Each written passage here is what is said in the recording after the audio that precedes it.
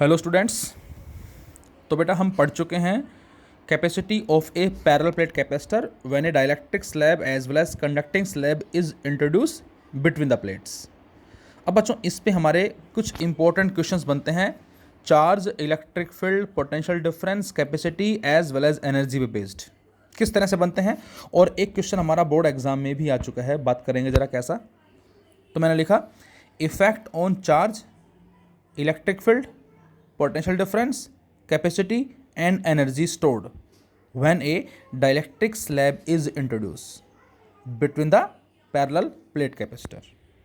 इन पांचों पैरामीटर पे क्या इफेक्ट पड़ेगा जब हम एक डाइलेक्ट्रिक स्लैब को इंट्रोड्यूस कर देते हैं, और कब, when battery is removed after charging.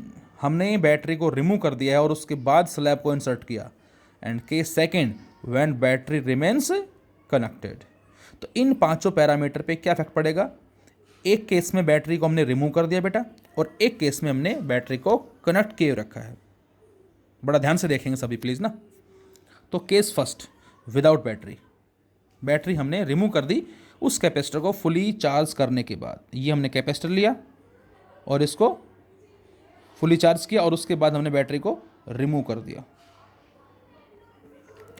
So we assume Q naught, C naught, V naught, E naught and U naught be the initial charge, capacity, potential difference, electric field and energy stored before inserting the slab। तो बेटा हमने मान लिया ये सारे के सारे initially हैं जब हमने स्लैब को इंसर्ट नहीं किया। तो हमें पता है Q equal to C V होता है, so Q naught equal to C naught V naught. ये नोट का मतलब हमने मान लिया इनिशियल। इलेक्ट्रिक फील्ड क्या होगा, E naught V naught by D. Energy क्या होगी, half C naught V naught का स्क्वायर, या half Q naught into V naught भी लिख सकते हो, और we can say Q naught का स्क्वायर बाय 2 सी नोट भी लिख सकते हो आप। Now when a dielectric slab is introduce and the battery remove. अब बच्चों बैटरी रिमूव करेंगे तो क्या होगा। तो अभी हमने पढ़ा था कि इलेक्ट्रिक फील्ड घटेगा, पोटेंशियल डिफरेंस घट जाएगा, लेकिन बैटरी यदि होती तो क्या करती, चार्ज सप्लाई करके पोटेंशियल डिफरेंस को फिर से मैक्सिमम कर देती। लेकिन बैटरी तो नहीं है, इसका मतलब कोई चार्ज भी सप्लाई नहीं हो रहा। और यदि चार्ज सप्लाई नहीं हो रहा है तो इस बात का मतलब है बेटा कि जो फाइनल चार्ज है that is equal to Q naught initial charge. तो ऐसे केस में चार्ज जो हो क्या रहता है, कांस्टेंट। इलेक्ट्रिक फील्ड हम बात कर चुके हैं, जो होगा E नोट बाय के, मतलब डिक्रीज हो जाएगा, हम डिस्कस कर चुके हैं इसको। पोटेंशियल डिफरेंस होता है E इंटू डी। अब ई नोट बाई के हो गया बेटा, डी जो कि एज इट इज़ है। तो यहाँ से हमने लिखा क्या, V बराबर किसके आ जाएगा, V नोट बाई के, मतलब पोटेंशियल डिफरेंस भी डिक्रीज हो गया। C जो कि Q बाई V के इक्वलेंट है, Q जो कि Q नोट है बेटा, और V कितना हो गया, V नोट बाई के, ये के ऊपर चला जाएगा। तो C क्या आ जाएगा बच्चों, K इंटू सी नोट, क्योंकि ये क्या बन गया, ये बन गया C नोट बन गया। तो C आ गया के सी नोट, मतलब इंक्रीज हो गया। एनर्जी बेटा half C V square, C की जगह के सी नोट लिखा और V की जगह V नोट बाई के लिखा, क्योंकि पोटेंशियल डिफरेंस डिक्रीज हो गया है। और सोल्व करते हैं इसको हम, तो ये मिलता है U नोट बाई के, मतलब डिक्रीज। तो कहने का मतलब ये है कि जब बैटरी को हम रिमूव कर देते हैं तो चार्ज बच्चों कांस्टेंट रहता है, ये आपको याद रखना है। इलेक्ट्रिक फील्ड डिक्रीज हो जाएगा, 1/k टाइम्स हो जाएगा। Potential difference decreases 1/k times. Capacity increases k times. Energy decreases 1/k। ये क्वेश्चन हमारा 1 मार्क में भी आता है और 2 या 3 नंबर में भी आता है बेटा। 1 मार्क में पूछे डायरेक्ट पोटेंशियल डिफरेंस, सीधा लिखेंगे हम डिक्रीज हो गया, कैपेसिटेंस इंक्रीज हो गया। और यदि 2 या 3 नंबर में हो तो फिर हमें इसको इस तरह से ड्रॉ भी करना होगा। एक बार फिर से देखें, initially Q naught, C naught, V naught, E naught, U naught. Battery remove कर दी, no supply of charge, charge constant. Electric field decreases, potential difference V naught by K decreases, capacity Q by V, Q naught, V naught by K increases, energy decreases. तो ये हमें इन parameter पे result मिलेगा without battery. Case second, with battery. यदि battery को लगा दें तो क्या होगा, तो आंसर है कि जो पोटेंशियल डिक्रीज हुआ है डिफरेंस, वो बैटरी चार्ज सप्लाई करके उसको मैक्सिमाइज कर देगी, कांस्टेंट कर देगी। So we can say potential difference V अब जो होगा that is equal to V naught constant. Electric field क्या होगा बच्चों, V बाई डी। V क्या है, V नोट है, D जो कि डी है। तो इसका मतलब इलेक्ट्रिक फील्ड क्या हो जाएगा बच्चों, ई नोट। तो इलेक्ट्रिक फील्ड इज कांस्टेंट। लेकिन यदि विद इन द स्लैब बात करें बच्चों, ध्यान रहे, विद इन द स्लैब वो ई नोट बाई के होगा, लेकिन इस पूरे रीजन की बात करते हैं हम कंप्लीट, तो उस केस में हमें आंसर मिलेगा E equal to E naught. Charge battery ने सप्लाई किया और उसको मैक्सिमाइज कर देगी पोटेंशियल डिफरेंस को, that is K Q note.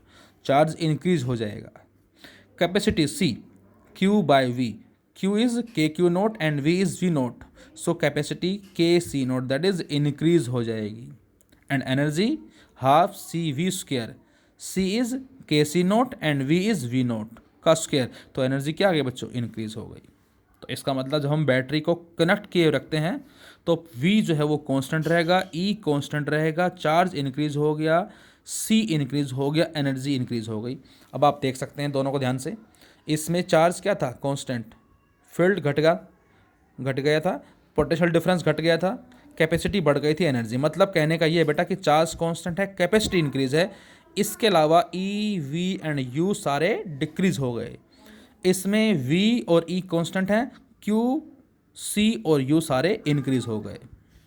अब जैसे ये हमारा बोर्ड एग्जाम में आ चुका है क्वेश्चन इस तरह का, जिसमें हमें दो कैपेसिटर दे रखे हैं, दोनों आइडेंटिकल हैं, प्लेट सेपरेशन सेम है, प्लेट एरिया सेम है, तो आइडेंटिकल हैं तो दोनों की कैपेसिटी भी सेम होगी। और जो बैटरी कनेक्ट है यहाँ पर, इसके कॉरस्पॉन्डिंग जो हमें V दे रखा है पोटेंशियल डिफरेंस, और आपसे कहा है कि जब हमने इस स्विच को प्रेस किया हुआ है तो इन दोनों में जो टोटल एनर्जी स्टोर्ड हो रही है वो U1 है। When S is closed, then the energy stored in both the identical capacitors is U1. But when S is open, लेकिन यदि हम इस S को क्या करते हैं बच्चों, ओपन कर दें, and a dielectric slab of dielectric constant K equal to 5 is introduced in both, then energy stored in U2. Find U1 by U2. मतलब बेटा हमने इस की को प्रेस किया हुआ है, दोनों के बीच में फ्री स्पेस है, एनर्जी स्टोर जो हो रही है वो U1 है।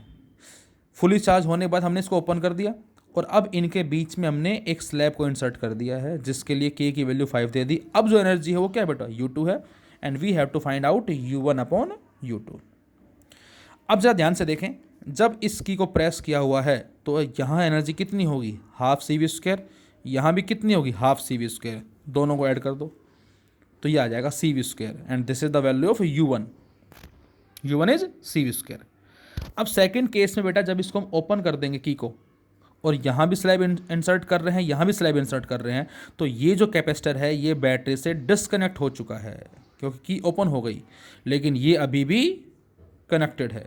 तो ये जो अभी भी कनेक्टेड है इसमें हम ये वाला कॉन्सेप्ट अप्लाई कर देंगे, और ये जो बैटरी से डिस्कनेक्ट हो चुका है इसमें ये कॉन्सेप्ट अप्लाई होगा। बच्चों ध्यान रहे, तो जो डिस्कनेक्ट हो चुका है मैं कहूँ उसमें पोटेंशियल डिफरेंस क्या होगा, तो आपका आंसर है डिक्रीज हो जाएगा, कैपेसिटी इंक्रीज हो जाएगी। और जो बैटरी से कनेक्टेड है उसमें भी क्या रहेगा बच्चों, सेम रहेगा, कैपेसिटी बढ़ जाएगी। मतलब कैपेसिटी दोनों केस में बढ़ जाएगी, लेकिन जो बैटरी से कनेक्ट है वहाँ V कांस्टेंट रहेगा, और जो डिस्कनेक्ट है वहाँ V 1/k टाइम्स हो जाएगा।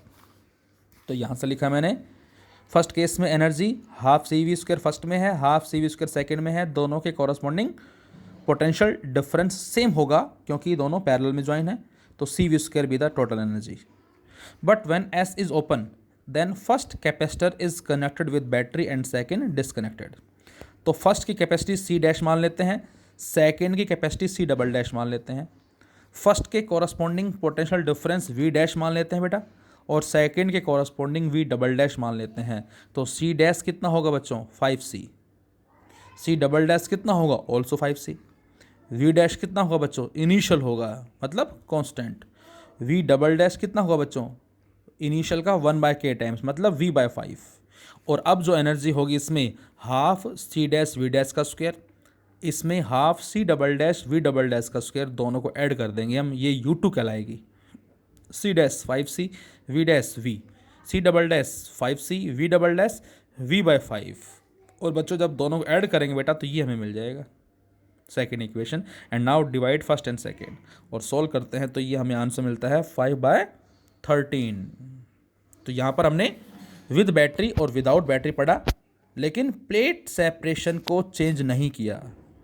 लेकिन बच्चों इसमें बैटरी कनेक्ट है या डिसकनेक्ट है, साथ साथ प्लेट सेपरेशन को भी चेंज करते हैं तो भी ऐसे क्वेश्चंस हो सकते हैं। जैसे मैंने लिखा है effect of separation when battery removed after charging, हमने चार्जिंग भी कर दी है और उसके बाद सेपरेशन को चेंज कर रहे हैं, मे बी इंक्रीज कर रहे हैं और डिक्रीज कर रहे हैं, और डाइलेक्ट्रिक स्लैब को भी इंसर्ट किया, ध्यान रहे। तो बेटे जब बैटरी रिमूव कर देंगे तो चार्ज तो कांस्टेंट रहेगा। A dielectric slab of K equal to 4 is inserted between the plates and simultaneously the distance between the plate is reduce to half. और अब हमने जो प्लेट का जो डिस्टेंस था उसको रिड्यूस करके कितना कर दिया बेटा, आधा कर दिया है। तो क्या होगा, सी, जो बराबर है K epsilon not A by D, जिसमें हम बोल सकते हैं क्या कि C जो है किसके प्रोपोर्शनल है, K बाई डी। तो K तो बच्चों 4, D कितना है, D बाई 2, ये बाई 2 पर चला गया और 4 से मल्टीप्लाई हो गया, तो क्या आ गया आंसर, 8 टाइम्स। देखो पहले केस में जहाँ कैपेसिटी K टाइम्स थी, इस बार कैपेसिटी 8 टाइम्स हो गई है। तो 8 टाइम्स क्यों हुई बच्चों, फिर से, क्योंकि 4 तो हो गया K, लेकिन डिस्टेंस को D बाई 2 कर दिया है। यदि डिस्टेंस D बाई 3 करते तो क्या होता, 3 ऊपर जाता और 4 पहले से होता, तो हम यहाँ लिखते हैं 12 टाइम्स। डिस्टेंस को डबल कर देते तो क्या होता बच्चों, इसमें ध्यान रहे, डिस्टेंस को 2D कर देते, ऊपर 4 तो कट के 2, तो उस केस में कैपेसिटी कितनी आती, 2 टाइम्स आती। ये ध्यान रहना स्पेशल प्लीज़। डिस्टेंस इंक्रीज भी कर सकते हैं, डिस्टेंस को 4 टाइम्स कर दे तो, यदि डिस्टेंस को 4 टाइम्स कर दें तो क्या होगा बच्चों, ऊपर भी 4 नीचे 4, कैपेसिटी सेम रहेगी। इस तरह से हम क्वेश्चंस कह सकते हैं इसमें। अच्छा, इलेक्ट्रिक फील्ड क्या होगा, जो होता है ई नोट बाई के, ई नोट बाई के और 1 बाई के कितना है 4, so becomes 1 by 4 times its initial value. Potential difference क्या होता है बेटा, ई इंटू डी, ई कितना हो गया ई नोट बाय 4, डी कितना हो गया डी बाई 2, तो पोटेंशियल डिफरेंस कितना आ गया 1 by 8 times of its initial value. Energy half C V square, C कितना है बेटा 8 सी नोट है, वी कितना है वी नोट बाय 8 है। सोल्व करने से क्या आ जाएगा, एनर्जी 1 बाय 8 टाइम्स हो जाएगी इनिशियल का। And when battery remains connected, और यदि बैटरी को कनेक्ट रखते हैं तो इस केस में पोटेंशियल डिफरेंस कांस्टेंट होगा, बोलो C epsilon naught A by D क्या हो जाएगा, सी के की वैल्यू कितनी बेटा 4 है और डी कितना है D by 2, again 8 times answer आ गया। Q equal to C V, अब ये तो हो गया 8 टाइम्स, वी जो कि कांस्टेंट है, तो चार्ज कितना हो जाएगा बच्चों 8 टाइम्स था ओरिजिनल वैल्यू। इलेक्ट्रिक फील्ड क्या हो जाएगा बेटा, इलेक्ट्रिक फील्ड होता है वी बाई डी, अब वी तो कांस्टेंट है, डी कितना हो गया हाफ हो गया, तो इसका मतलब हाफ जब रखें तो 2 पर चला जाएगा, बिकम्स ट्वाइस। इलेक्ट्रिक फील्ड जो है वो डबल हो जाएगा, क्योंकि डिस्टेंस के बढ़ने से एक्स्ट्रा इलेक्ट्रिक फील्ड भी क्रिएट हो गया है। और एनर्जी पे क्या इफेक्ट पड़ेगा बच्चों, हाफ सी वी स्क्वायर, मतलब एनर्जी जो है किसके प्रोपोर्शनल है, सी के, वी कांस्टेंट है, तो सी यदि 8 टाइम्स होगा तो एनर्जी भी 8 टाइम्स हो जाएगी। Thank you.